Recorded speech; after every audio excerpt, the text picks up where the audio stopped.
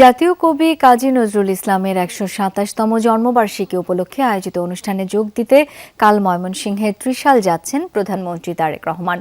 কবির বাল্য স্মৃতি বিজড়িত ত্রিশালে উদ্বোধন করবেন ৩ দিনব্যাপী অনুষ্ঠানমালা ও নজরুল বইমেলার। প্রধানমন্ত্রীর আগমনকে ঘিরে সাজ সাজ রব বিরাজ করছে ত্রিশাল জুড়ে। সরকারি নজরুল একাডেমি মাঠ জুড়ে চলছে ব্যস্ততা, বিশাল প্যান্ডেল নির্মাণ, মঞ্চ সাজানো সহ চলছে শেষ মুহূর্তের প্রস্তুতি। সফরের শুরুতে বৈলর কানহর ধরার খাল খনন কর্মসূচির উদ্বোধন করবেন তিনি, পরে যোগ দেবেন জাতীয় কবির জন্মবার্ষিকীর মূল অনুষ্ঠানে। সফরকে ঘিরে থাকছে রাজনৈতিক কর্মসূচিও।